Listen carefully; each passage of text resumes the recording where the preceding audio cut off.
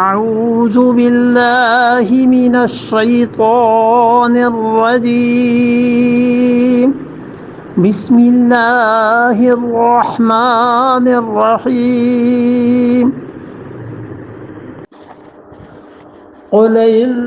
صلاتي ونسكي ومحياي ومماتي لله رب العالمين۔ اللہ تعالیٰ نے فرمایا دوسرا اعلان کیجئے، قل ان صلاتی و نسکی، آپ کہیے کہ میری نماز و نسکی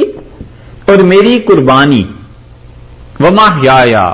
اور میرا جینا و مماتی اور میرا مرنا للہ اللہ کے لیے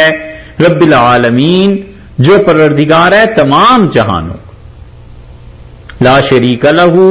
اس کا کوئی شریک نہیں، وبذالک امرت اور مجھے اسی چیز کا حکم ہوا ہے، وانا اول المسلمین اور سب سے پہلا حکم بردار اللہ کا میں ہوں، سب سے پہلا اللہ کا حکم ماننے والا میں ہوں۔ یہ دوسرا اعلان ہے جس کے متعلق فرمایا کہ کہیے کہ ان صلاتی و نسکی، میری نماز اور میری قربانی و محیایا و مماتی للہ اور میرا زندہ رہنا اور میرا مرنا یہ سب کا سب اللہ کے لیے ہے، لا شریک لہ جس کا کوئی شریک نہیں۔ اس لیے جب آپ یاد کریں گے انشاءاللہ اسے اور روز پڑھتے رہیں گے تو دیکھو روز خدا کے ساتھ یہ تجدید ہوتی رہے گی کہ اللہ میری زندگی، میری موت، میری قربانی، میری نماز، میری ساری کی ساری چیزیں تیرے لیے ہیں اور تیرا کوئی شریک نہیں۔ یہ سب سے اچھا جملہ ہے جو اللہ کو پسند ہے۔ اسی لیے حدیث میں آیا ہے رسول اللہ صلی اللہ علیہ وسلم سب سے اچھی بات جو انبیاء علیہ السلام نے کہی ہے، افضل ما قال، اور سب سے اچھا جملہ جو میں نے کہا ہے اور جو کچھ انبیاء علیہ الصلوۃ والسلام نے کہا ہے من قبلی، مجھ سے پہلے، وہ یہ ہے لا الہ الا اللہ، کہ اللہ تیرے علاوہ کوئی نہیں۔ اس ایک دو آیات میں اللہ نے پوری توحید کو جمع کر دیا کہ یہ میری نماز یعنی جتنی بھی بدنی عبادات ہیں جسم سے ہوتی، ایک وہ نسک کی قربانی اور جتنی بھی عبادتیں مال سے ہوتی ہیں ساری کی ساری دونوں، تو انسان عبادت ایسے ہی کر سکتا ہے کہ جسم کے ذریعے کرے اور مال کے ذریعے کرے، اپنی صلاحیتیں اللہ کے لیے جسم کے لیے استعمال کرے۔ اسی لیے نماز میں یہ سکھایا ہے کہ پڑھتے ہیں نا التحیات للہ، کہ اللہ ہی کے لیے تمام کی تمام عبادتیں جو میں اپنے جسم سے کرتا ہوں۔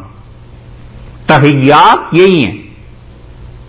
یہ بچے کبھی کبھی غلط سیکھ لیتے ہیں،